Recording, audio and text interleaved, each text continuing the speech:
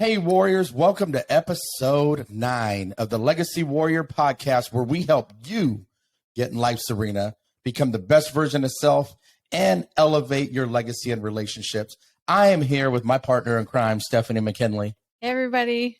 And today, y'all, I cannot wait to get in this conversation. I feel like I say this every single time, but this one, especially today, because Stephanie and I, we love this topic. It's something I've grown exponentially in the last couple years. It's taken me so long to just embrace the power of vulnerability. And look, fellas, don't turn the pod off. Don't run when I'm talking about vulnerability. Don't get scared away on this one. I want you to stay in the pocket and hear what we're going to talk about, because what I have found in the last couple of years is vulnerability is the key to authenticity. And authenticity and living life congruent with who you really are is the key to living happy and really having the internal freedom that so many of us miss out on because we don't really understand the power of vulnerability. Yeah, we hope by the end of this episode that you'll start to see vulnerability as strength. I know in the past it's been considered a weakness, but we consider it a strength. And it's like he said, the best word to describe it is authenticity. You can't be authentic without being vulnerable. It's the key. And all of the things that we've been talking about in the last few episodes and vulnerability, you know, we've talked about boundaries, we've talked about expectations, we've talked about all of these things. And we're going to keep mentioning the same words because this ties in also to your happiness, your peace, your freedom. You can't have those things without recognizing these types of characteristics that we're talking about, like vulnerability. But this one I think is really, really, like he said, it's really powerful. You don't realize unless you actually get vulnerable, the power that it really holds. Yeah, you know, it's crazy. I was talking to a buddy of mine a couple of days ago, and we were just talking about men's mental health specifically and how men are committing suicide 3.8 times more than women, how men are just programmed from the time we're little boys to not act like a girl, not cry, get up and brush it off. Even in the military, you know, your feelings didn't come in your sea bag, leave them at the door. For me in the Navy, where we're just programmed in society to not embrace the power of our emotions and not honestly really just understand, like, what is vulnerability? What does that even really mean? For me, I always used to think it was being able to cry. I used to think it was being able to talk about how I feel, and that was for women. That wasn't for me because I'm a man's man. That's what I do. What I realized is that not being vulnerable really kept me at a fraction of my potential. And we're going to tell some stories about some lessons I learned, some lessons Stephanie learned today. And really, I guess really over the last 2 years, I've solidified for me mentally and emotionally that being vulnerable is an ultimate flex of strength. That all this stuff you hear around the alpha male mentality where nobody cares, work harder, nobody gives a shit about you. There's all these things that we hear from one side of the coin with be overly masculine and not embrace the power of your vulnerability, which to me is the key to real masculinity. And then on the other side, we get this, don't be such a toxic male. So men are really in this quandary of how do you really sit in your masculinity? How do you become the best version of you? For me personally, I found it was really rooted in my vulnerability because it allowed me to be truly who I am. And that doesn't mean I don't cry. I go off crying and I go off laying in the closet, being all of my emotions. And if you do that, that's what you do. It doesn't mean that I sit in the emotions of the moment. It just means I acknowledge them. I might talk to Stephanie about it. I might talk to one of my buddies about how I'm feeling. It just means I don't hold everything in and say those 4 famous letters every single man says, which is, I'm fine. Yeah. I don't, you guys have heard me on several episodes, every episode almost. I keep saying, and I'm going to keep saying it, so important for relationships that women want men to be vulnerable. We want that from you. We need that from you. I truly believe that a lot of the reason that, you know, abuse happens and all these other things is because men can't be vulnerable because they've been taught not to. And so when you suppress those things, it has to go somewhere. That energy has to go somewhere. And so it a lot of times comes out in the form of abuse, some kind of abuse, substance abuse, physical abuse, emotional abuse. It comes out in those forms instead of the person just actually releasing what was really bothering them. Instead, it ends up getting a lot of time released on someone else that didn't deserve it, or you're doing it to yourself, or you just start punishing yourself. Or just you don't connect with your partner because you can't even connect with yourself if you don't allow yourself to be vulnerable. And Steph, you do talk about this a lot from a feminine perspective, that need to open up a space where I can be vulnerable with you and what that does for connection. Right. I think this is the thing with women. We just, I think it's more natural for us. We're allowed to be vulnerable. It's expected that women are going to cry. We are supposed to be more emotional. So it's more accepted for us. And that's why I keep keying in on men, because I feel like, there's always exceptions, but in general, women tend to be more in touch with their emotion and willing to share those things because it's allowed. So I'm trying to get across that. And luckily our society's come a long way. We're a lot more accepting than we ever have been. And that women, and this doesn't mean, you have to be like Walt and write a book, or, you don't have to broadcast it to the world. It doesn't mean that. It just means opening up to the people close to you in your life.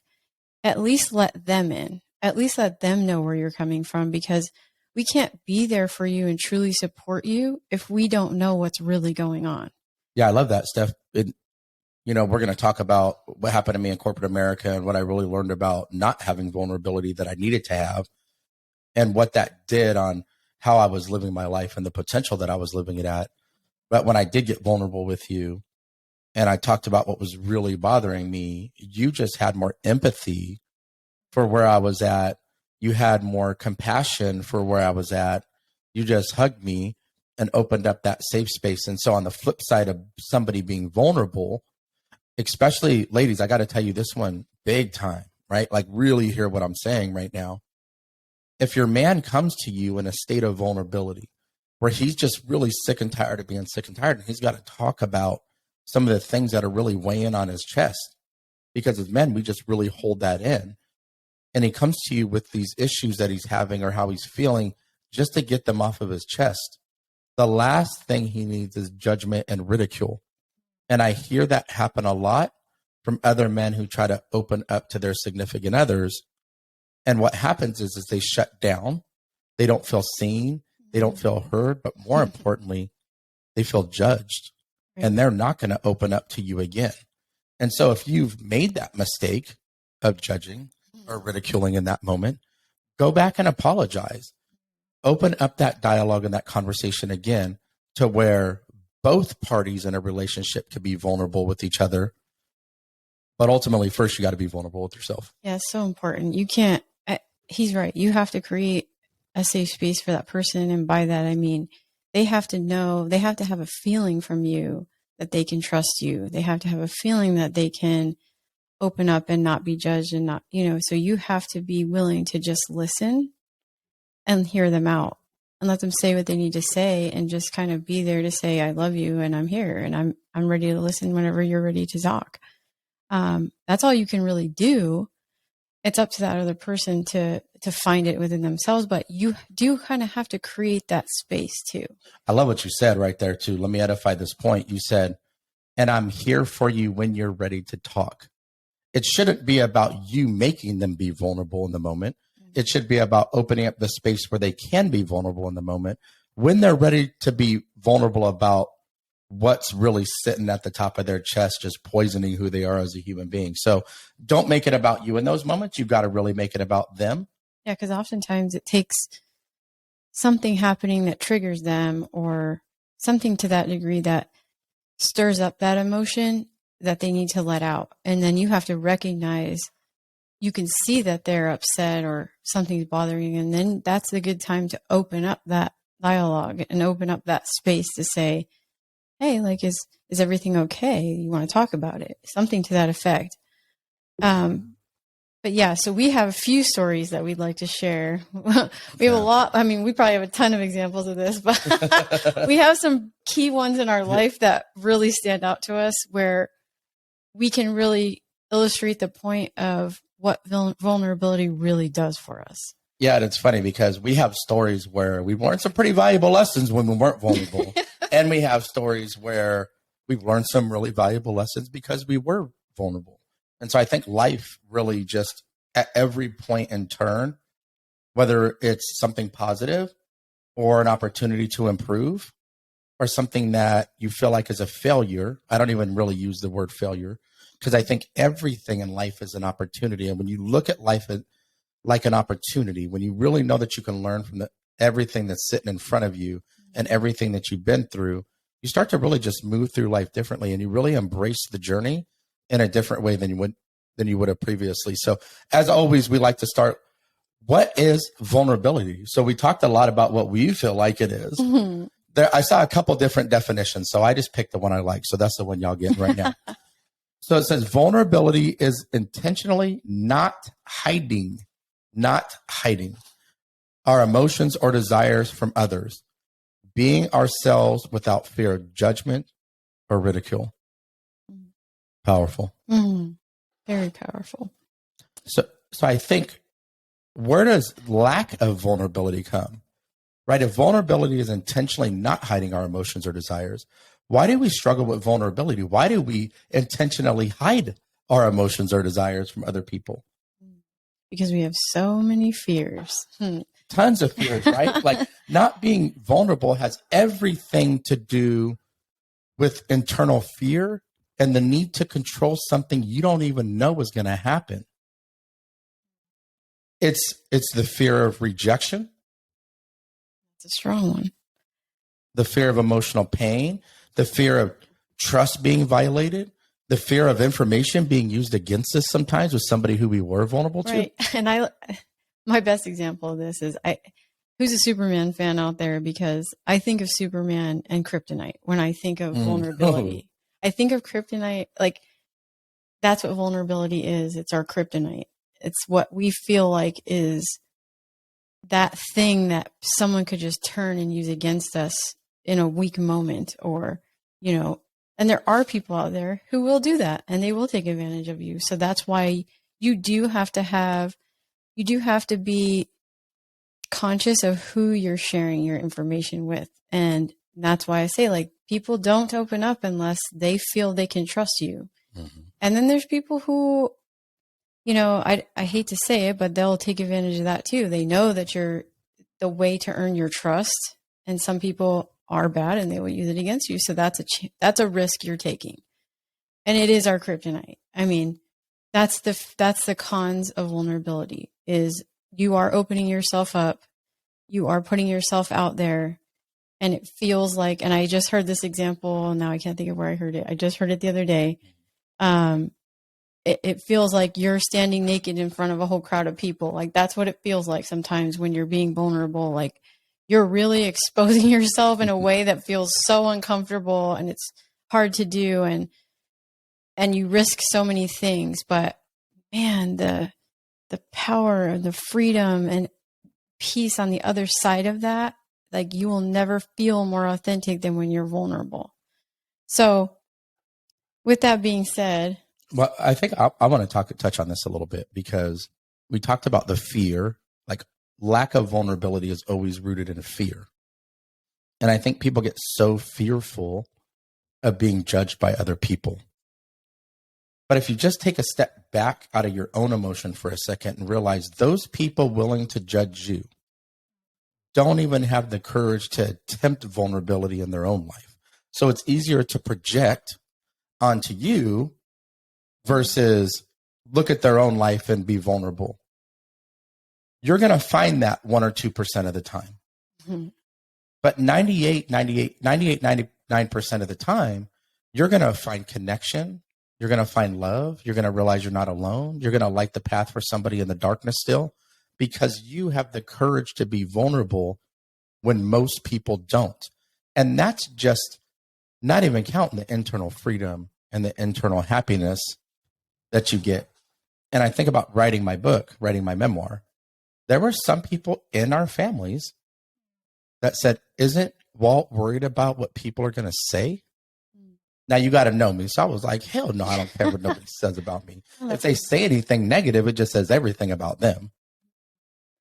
Yeah, I love that you said that, because that is the biggest thing that I think we can all think of someone or some story where we know someone that was vulnerable and it didn't go well. And we think of that, and that's what holds us in that fear. Like, I think of someone that, say they were going to come out about being gay.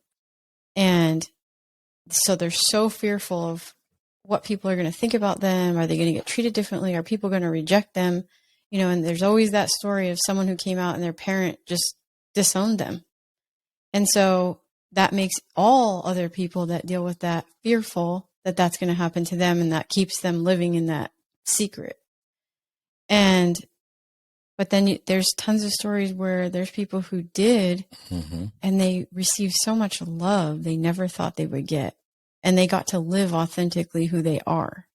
Well, and here's the thing, Steph. I think in the moment where, let's use your example, right? Because we know people this has happened to, where you come out and you're gay, and your parent, because of their programming, because of their experiences, because of the generation they grew up in, they just really struggle to accept that.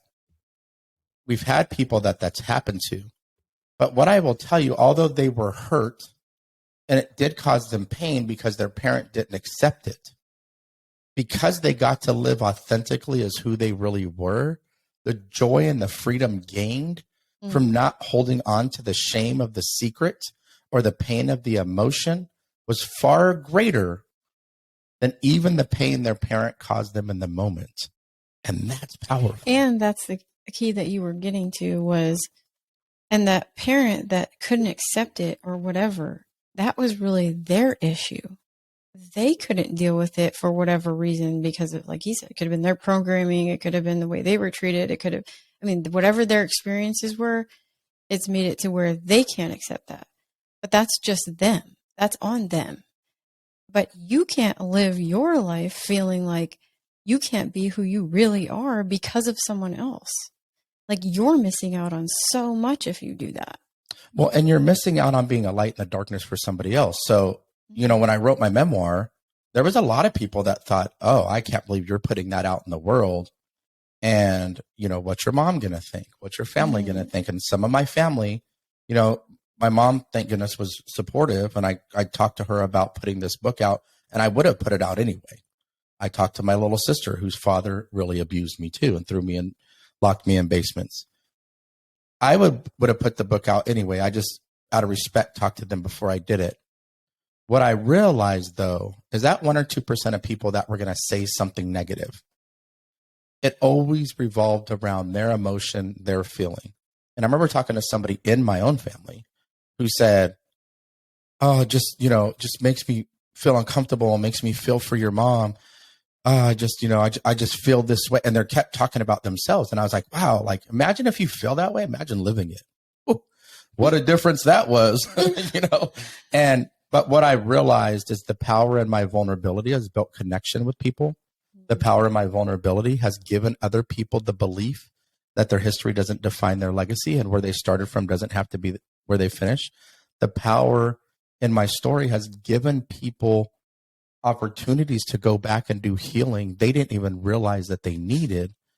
And then more importantly, the power in the story has empowered other people to share theirs and become a light in the darkness for the person that's still walking behind them.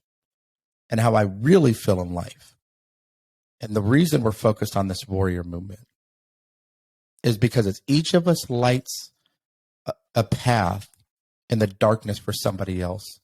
As each of us lights another light, one day there's less darkness. And ultimately, if we really do it right, one day there's no darkness at all, because you don't have hurt people walking around hurting other people because they don't have the capacity, capability, or belief that if they're vulnerable, their entire life is waiting for them, and the freedom they've been yearning for is waiting for them too. So powerful. Yeah, I love that you're talking about,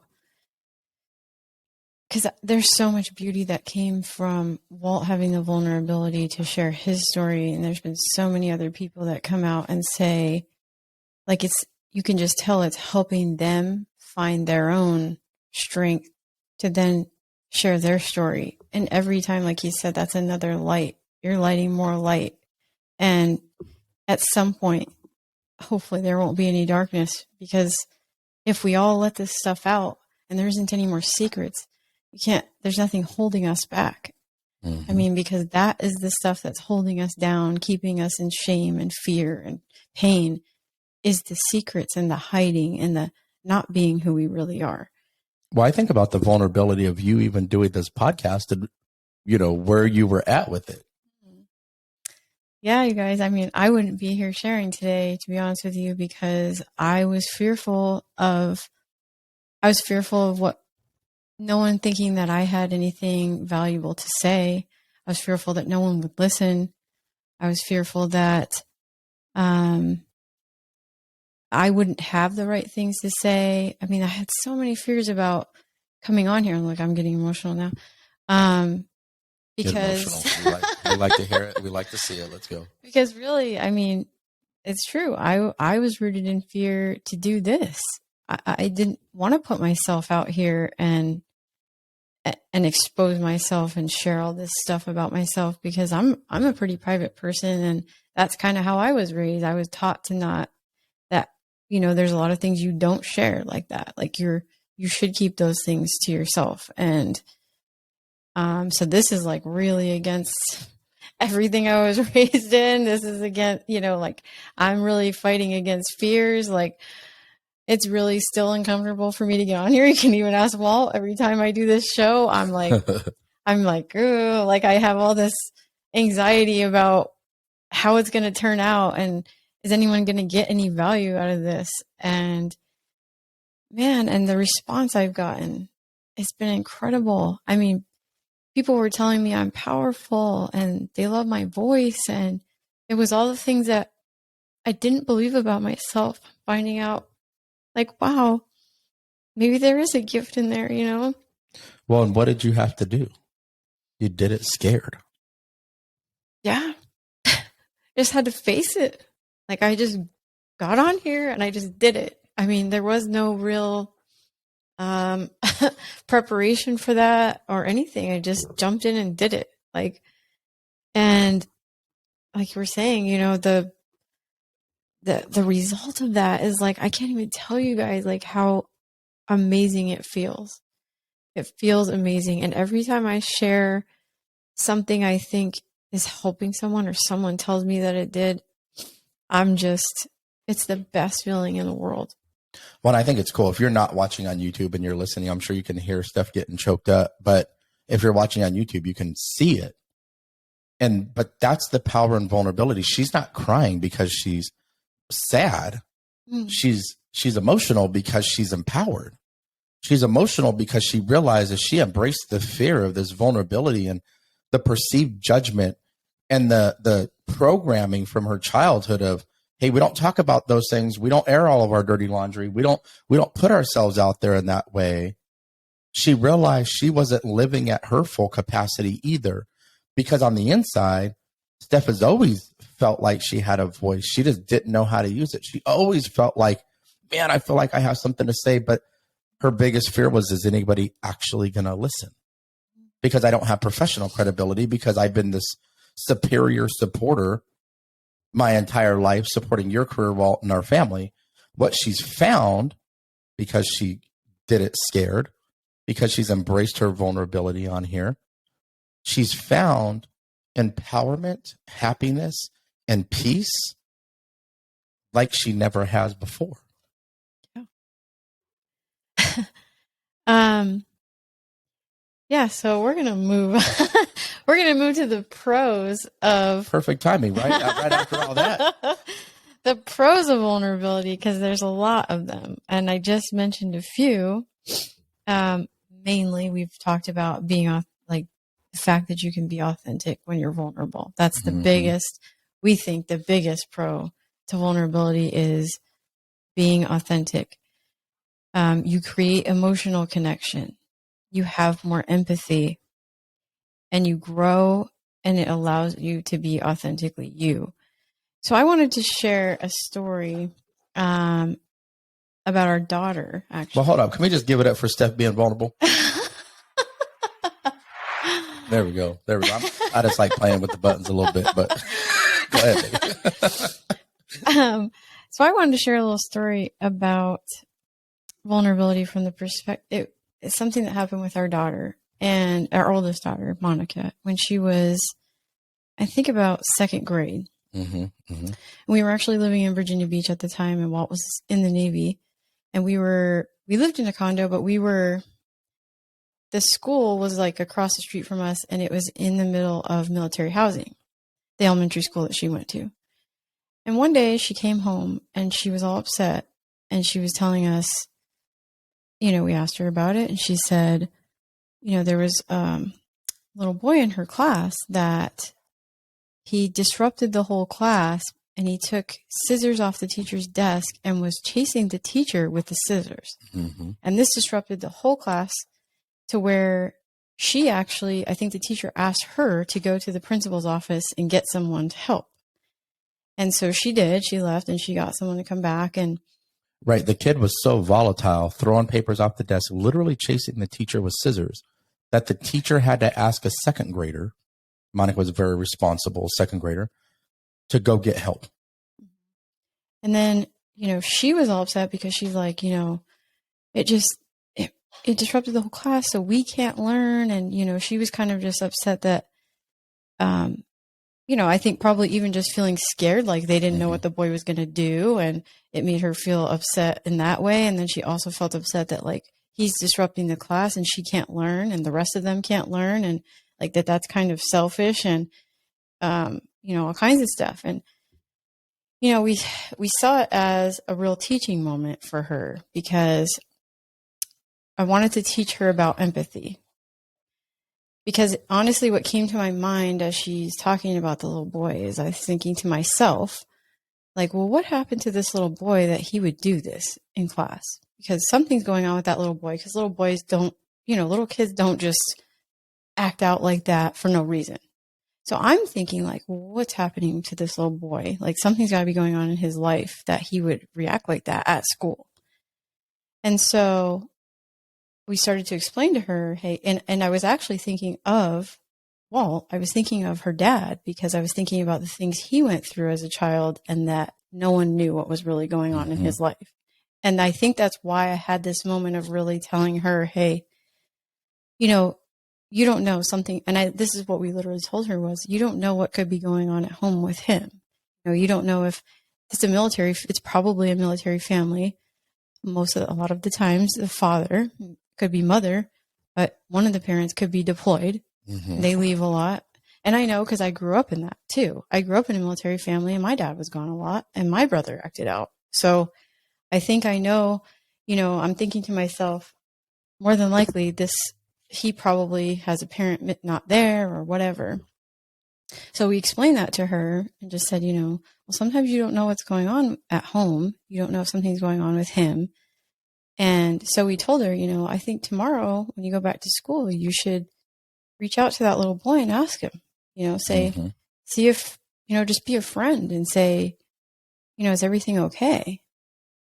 And so the next day she went to school and at lunchtime, she saw him and she did stop him. She said she asked him, is everything okay? And just kind of tried to be a friend. And you know what happened? The little boy opened up to her and said, yeah, actually, I think it was something about his dad was away. His dad was deployed and his stepmother was really mean. And now, mind you, it's a second grader too. So she took his Xbox away and he's really being mean to her every day, probably because his stepmother was under a lot of stress because her spouse is deployed too. So there's a lot of dynamics happening in this child's reaction because as children, you don't really understand how to respond to being triggered.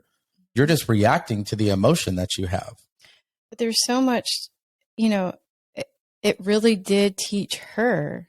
She learned in that moment. And it really even showed us that we don't stop enough to think about that kind of thing. And it teaches us empathy and how different. So if Monica didn't know that about the little boy, she never asked him, she didn't know, she would just go around thinking like, oh, thinking things about him. He's a bad kid. Yeah, he's just a bad kid. And that's how we tend to treat kids that we see acting out like that. We tend to just treat them. Anybody acting out. Yeah. We tend to just treat them like they're a bad person or they're a bad kid, not trying to get to the root of what is actually going on. And how differently do we treat someone when we know those kinds of things? It's just like if you see someone and they're not, you can tell they look really off that day and out of character for them. Yeah. You notice they're out of character and you notice that, they're not themselves. I mean, you don't know if someone, could be grieving. They could have had a fight with someone. They don't, you just don't know. It's like when someone cuts you off in traffic and you automatically just start putting up the middle finger and saying, oh, you a-hole and whatever. Hey, why you keep looking at me? I don't do that no more. I have done that. But what if you knew that person like found out their child was in an accident and they're rushing home to get to them? Like, how differently do we treat people when we know what's going on with them? And that is the point that we're trying to make with vulnerability is we won't know that unless you're vulnerable enough to share it.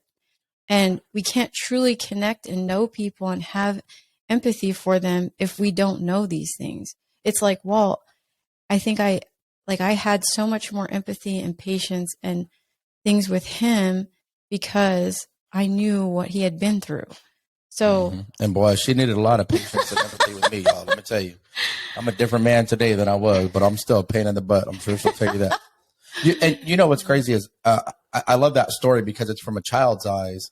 And I think that, the second thing you talked about a pro, again, right, we get so focused on the fear and we ask the what if questions, what if I'm vulnerable? And you think about all the fear examples that we gave. You think about all the things that could go wrong. So you're never vulnerable and you never really get to live authentically and happy. I want you to really think about today, switching your mindset. I want you to say, what if I'm vulnerable? Don't say, what if I'm vulnerable? I want you to say, pick your chest up, right? Pick your chin up, puff your chest out and say, man, what if I'm vulnerable today? What if I share my struggle with somebody today? And start to think about all these pros that can happen. The creating emotional connection one is huge in helping people feel that they're not alone. It's really in the human intelligence profession. I just want to edify that point. You just said it shows people you're not alone. And that's exactly what your story has done for a lot of people. And anytime that we're vulnerable like that, when you shared about your abuse and things that happened to you, you showed people that they're not alone. Well, when I first figured out the power of my story, so I was in the Navy, I was an officer at the time. It was probably like 12, 14 years into the military. And there was a young woman who, now I give people a hard time. So what I do is how I live. This is just how I do it, right? Even in leadership positions, it just makes the environment fun. And I expect the same type of hard time in return. There's a woman who walked past my desk 3 or 4 times that morning and didn't say good morning, didn't make fun of me, But this was out of character. This was out of character for her. And 3 or 4 times she walked past my desk. I said, you okay? And she was like, I'm just not having a good day, sir. And I said, what do you mean you're not having a good day? She goes, just not a good day. And I just knew in the moment. And when you can take yourself out of the equation sometimes, for me, it was perspective of feeling alone and isolated and not seen and not heard in my life that allows me to create this safe space for people because I understand the pain that puts you in. And I said, well, let's take a walk. And I could feel, empathy allows you to feel things. I could feel this woman's pain. And I knew she started telling me just a little bit, and she was really tussling with being vulnerable with me in this moment. And the pain she was in, her eyes are welled up and she's trying to be tough because she's in the military and she doesn't want to cry in front of her boss. And it's work. Yeah. And so I just opened up a little bit about the trauma that I experienced because I already knew that's where she was going. And so she just opened up for about 60 minutes or so talking to me about how she felt. She allowed me to get her some help. We did all that. And what was cool, she came and found me. So 6 months later, she deployed and left. And then, I moved organizations after that. So she comes and finds me about a year later. And it was really cool to see her blossom over the first 6 months and then not staying connected with her, just kind of losing touch as we all do in the military sometimes. She finds me, she walks a mile. She's like, "Oh my gosh, sir." And she comes in and she's this big, huge personality again, like how I would know her when I first met her. And I'm like, "How you doing?" And we kind of talk and she goes, "It's my turn to take you for a walk." And so we walk out back and we sit at a picnic table and she starts to tell me how what I didn't know is the day that I had that conversation with her, she was going to take her own life. See, she had been assaulted, multiple times, sexually assaulted as a little girl, and she had a young infant daughter. And she was really struggling to rectify how that happened to her because she hadn't done no healing, and how her mom, just what she felt like in the moment, let it happen. Because I was vulnerable with my story, just a little piece of it. And I didn't understand the power of this at the time. It was just how I connected. There was an emotional connection there where she felt safe. She didn't feel alone. And so she told me, she goes, "You're the first man." It's hard for me not to get choked up on this one. "You're the first man that has ever helped me without wanting something in return. And I feel like you showed me that I wasn't alone. I felt like you understood me in that moment." And she goes, "I want you to know I was thinking about taking my life that night, and you saved my life." And let me tell you guys, it's not even a compliment. It's the most humbling thing another human being can ever say to you. And as much as she feels like I saved her life that night, she changed the trajectory of mine forever. Because in that moment, I understood the pain that God had trusted me with in my life was for a bigger purpose. The pain bridged the ability for me to connect with somebody who feels alone and who's been through things that they feel like nobody would understand. The pain allowed me to open up that safe space for her. But the pain has allowed me to live a life of full vulnerability with this aspect of my life, right? There's more parts of vulnerability I had to work on. It allowed me to never hide from any aspect of my personal story again. And it allowed me to share it more freely to help people heal from theirs. And so I want you to think about, what are you running from? What part of your story are you running from? Are you pushing away? What pain do you know that you need to turn into purpose, but you just keep pushing it down and telling everybody you're fine because you're so scared and petrified of being vulnerable? What do you need to open up about to create that connection so you can save somebody else's life? Because first you had the courage to get rid of that shame and unpack those secrets that you've been holding on to, hidden behind the veil of the lack of vulnerability that you're sitting in right now. It's time to change the game. So I hope you guys see through both of these examples how vulnerability allows you to be authentic, create the emotional connection, have empathy, and grow through vulnerability.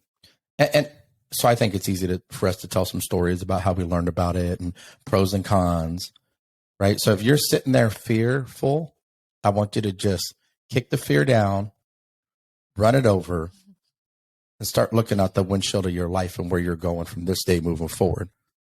But to me, we always talk about the 4 keys to living extraordinary on the podcast. And the reason we do that is because sometimes you can conceptualize, sometimes you can hear a story, sometimes you can hear pros and cons, but you're like, okay, well, how the hell do you do it?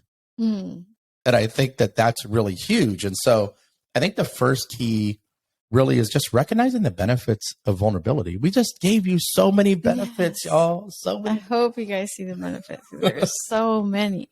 I mean, you just, it's like, again, on the other side of vulnerability is that freedom and peace and happiness that we're all chasing. That's what we're chasing in this life. We want to feel those emotions. And to get those, we can't get them without being vulnerable. It requires vulnerability. You can't be authentically you. You can't show up for people the same way. They can't be there for you. You can't have that connection. Mm-hmm. Can't do any of those things if you're not willing to be vulnerable. You're always going to kind of feel like you're outside or just out of reach because you just can't get there without facing the fear of sharing those things that are painful to you. You know, what's funny is in corporate America, I had a person who was trying to be a manager, and she interviewed to be a manager, and she had the capability to be one, but I felt like she wasn't being vulnerable. I felt like she was trying to show us what she felt like we all wanted to see as senior leaders and executives in order to portray herself in a certain way to be a leader. And so I'm the king of feedback. It's what I do. I love people, so I will be straight up with you. And so, but all out of love. And what I told her was, I said, hey, I feel like you're trying to be what you think we want. You're not being yourself. So be your weird, quirky, awesome, amazing, loving self. And when you can embrace who you really are, then I know you're ready to teach other people how to do the same and move to the next level in your career while you're at it. And she showed me over the next 6 to 9 months that she could really step into who she really was. And because of that, the connection she built when she promoted, the connection she built with her teams, the connection she built with those people, the trust that she built with those people because she could be vulnerable was exponential.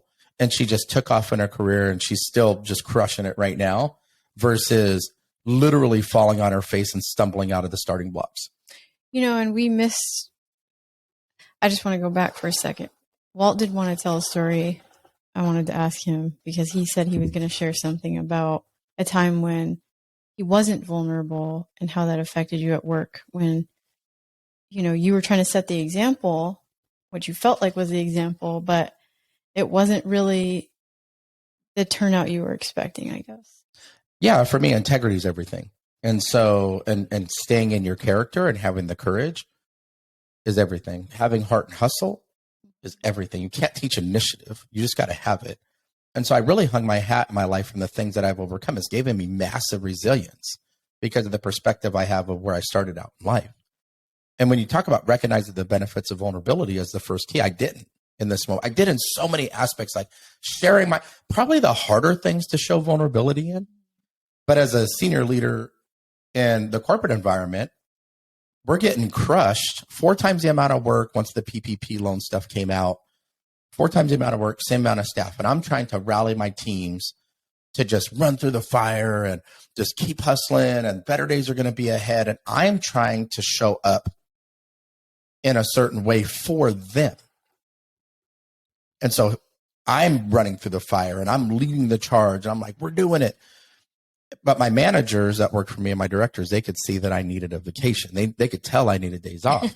Not to mention we went from working in the office, which I love because I love being around people, to working from home. And I'm just getting crushed by meetings all day because it's all planning meetings and it's all strategic meetings and moving the business forward in a way that significantly changed during so COVID. They probably noticed things about you that were off. Like maybe you were more irritable. Maybe you didn't have as much patience. Maybe you were, you know. I didn't have time for them. Yeah. And it hurt me because they were used to being able to get mentored by you. Right. And you didn't have the time. And it bothered me because I could care less about a KPI metric, but I care about the people. And I couldn't develop people in the way that like energizes me. So even though it's super beneficial for them, selfishly, I love it. But let me tell you what I should have did. What I should have did if I really recognized the benefits of vulnerability, especially as a senior leader, I should have said, hey guys, like I'm really struggling right now mentally and emotionally, and I'm getting burnt out. Can you guys just bear with me for a little bit as I get through this? I'm going to keep working through it. I'm going to keep figuring it out. I'm going to take a couple days off.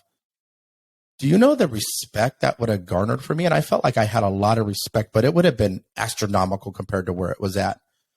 For them to say, wow, it just struck me right now. So I would have shown them that it was okay to not be okay. I would have shown them that through my actions. And when I had my nervous breakdown.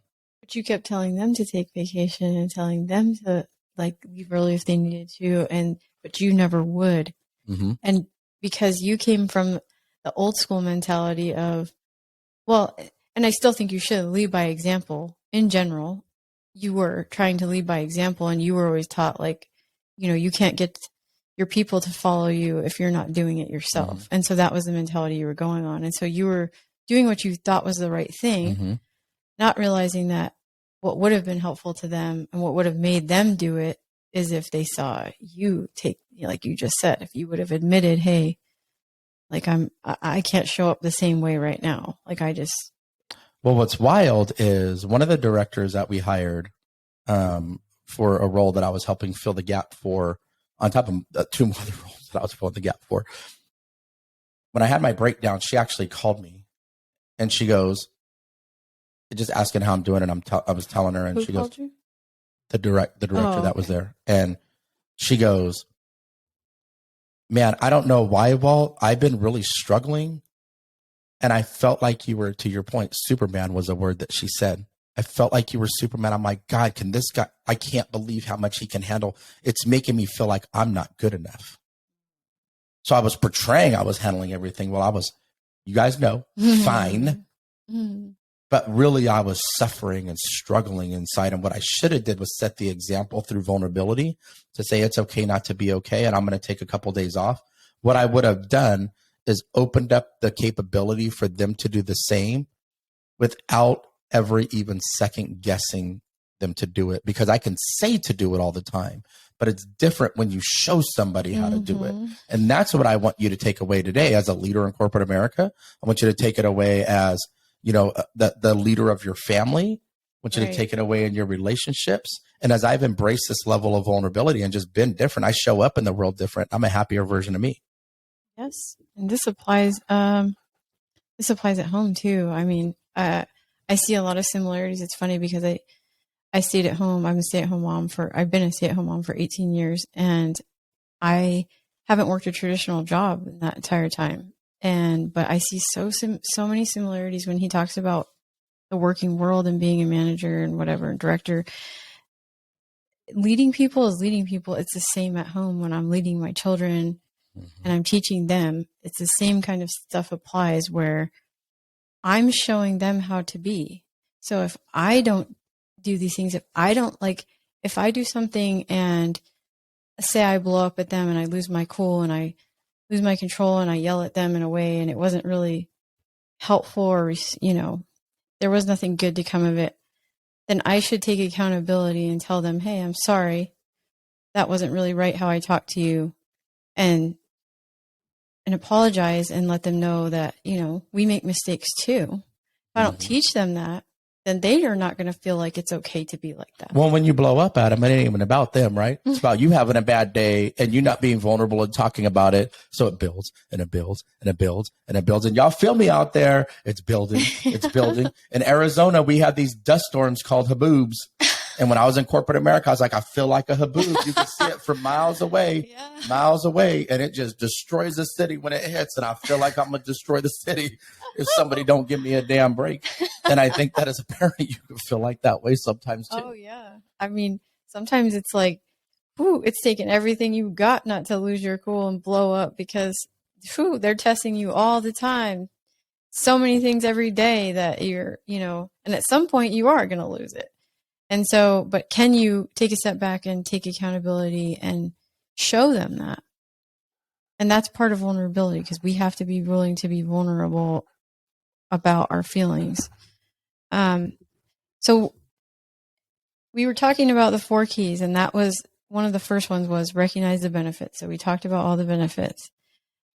The second one was let go of control. And that's kind of what we're talking about now, is how we have to recognize that it's okay to let go of that sometimes. We're not going to be perfect. We can't, we are going to make mistakes. We're human. And that's the thing that I think is so key with vulnerability, is it does allow us to be us. We are human. We all have things that make us vulnerable. We all do. We all have struggles. We all have pain.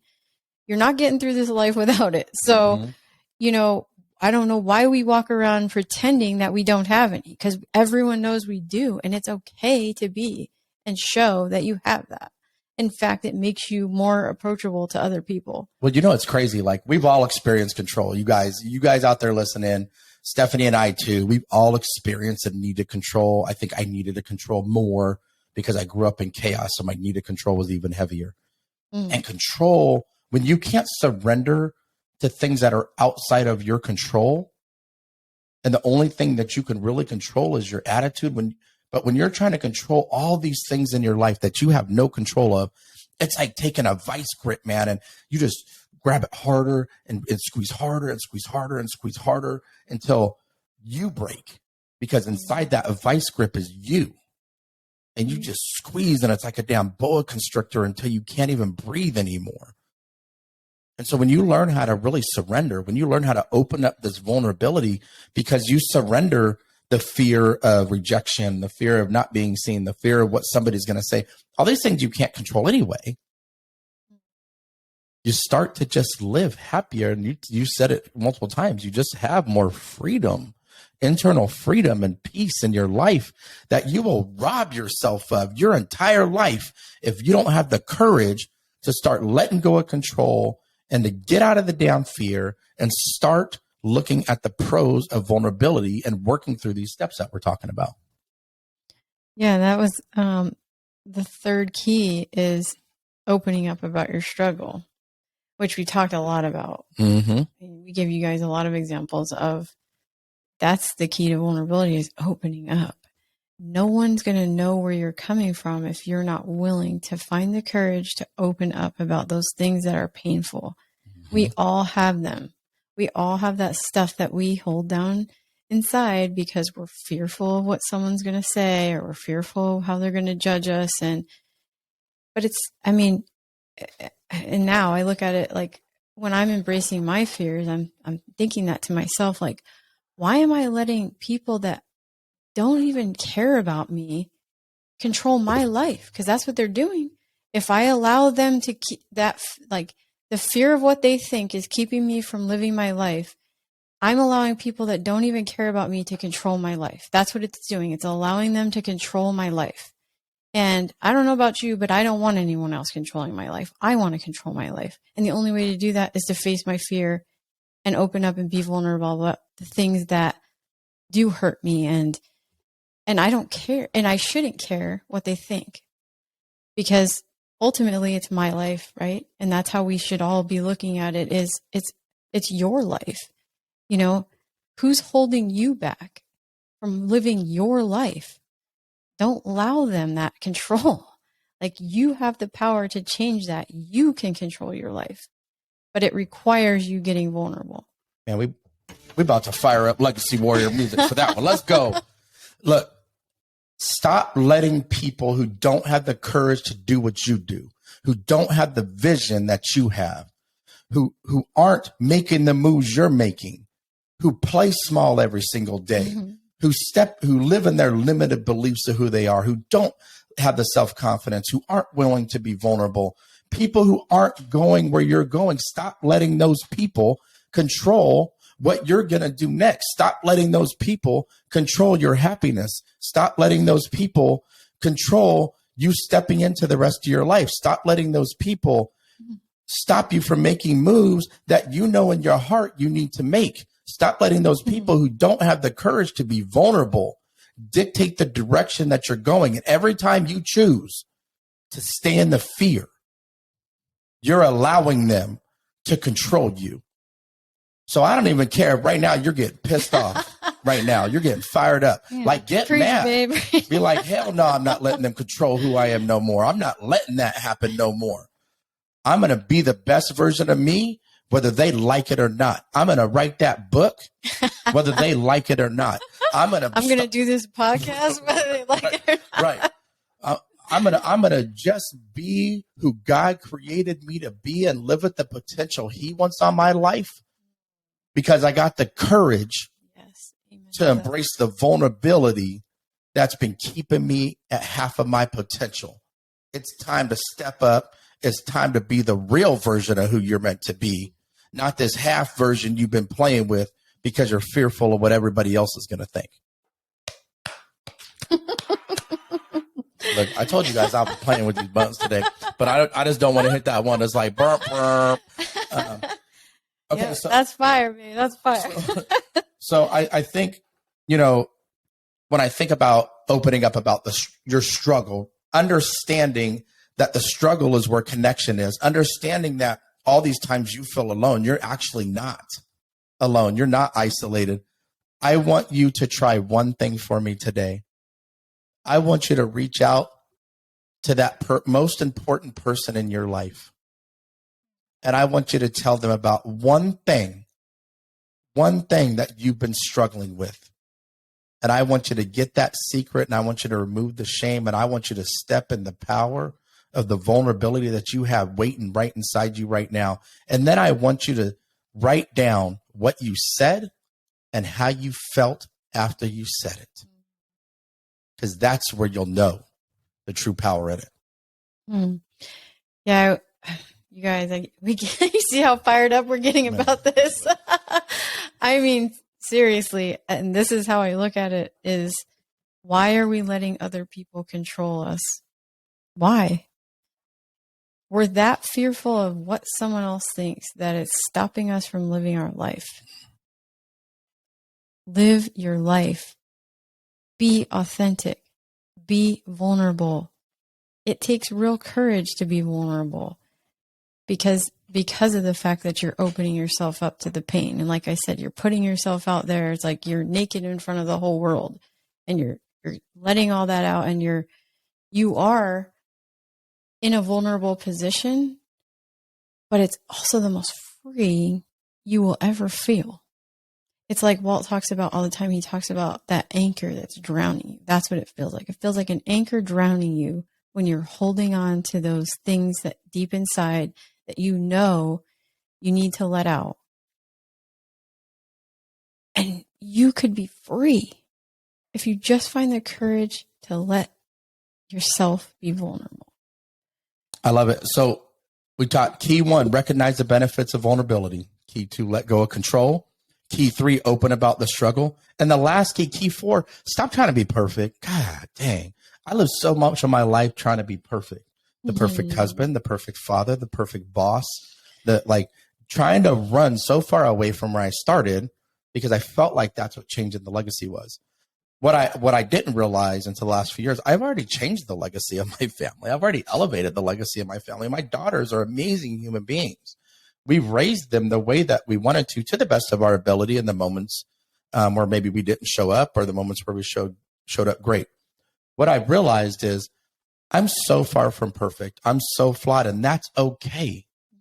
When you try to chase perfection, you'll always end up short because there's no such thing, and you'll always live a life of unhappiness. So embrace those perfections. Embrace that weirdness inside of you. My buddy Christopher says all the time, let your freak flag fly. Embrace those things. When you're standing naked in front of yourself in the mirror, don't go streaking the quad like on Old School. But when you're standing naked in front of the mirror, embrace your imperfections visually. Embrace the imperfections inside, but allow yourself to stand in the power of your vulnerability and the amazingness of who you are as a human being, so that you can really move through your life in a different way and maximize your capability. And by doing so, continue to light the tunnel in darkness for somebody else. Yeah, perfection doesn't exist. It just doesn't exist. We were never meant to be perfect. That's our life here. Our journey is about learning and growing and becoming the person we're supposed to be. We are never meant to be perfect. And there's only one perfect person, and that's God. So just want to leave you guys on that note, that there is no such thing as perfection. Allow yourself to be vulnerable. There's power in that. And so we're going to wrap up the episode and tell you guys, so if this resonated with you, please share or text it to someone you know could benefit from it. Don't forget to subscribe to the Legacy Warrior podcast on your preferred platform. Follow us on YouTube at Legacy Warrior Podcast and Instagram. Well, hold on before we get to the closing. Like, we'll wrap the closing in a second, but let's talk about next week so people know what's coming. So we got my brother from another mother, Jock Brokus, on the podcast. This guy, he's got the Scottish accent. I love it, but I make him do a country accent sometimes because it's really funny. A U.S. country accent. But let me tell you, when we talk about spirituality and we talk about spiritual warriorship, that's what this man is all about. He's got just an incredible life story himself. He's done so many cool things in his life. He really has turned his pain into purpose. But he comes from his perspective so much different than anybody I've ever heard. So I'm excited for you guys to hear him on the podcast next week. It is going to be absolutely fire. Yes, Jock is definitely a man of wisdom, so much wisdom. I think he's lived like 20 lives. And I love his accent too. And we were just on his podcast, so you guys would be tune in for that one too. So I think, look, guys, we love your feedback. Stephanie already told you, YouTube, Instagram, at Legacy Warrior Podcast. Keep telling us what you think of the episodes. Keep telling us what you want to hear. The best thing is when people IM us and they're like, oh, can you please do an episode on this? And if we're not, we can't bring the expertise in that thing, then we'll find somebody who can. And so until the next time, though, stay in the arena of life, keep being vulnerable, keep fighting, taking steps forward, and leave this world a little bit better than you found it. See you guys next Tuesday.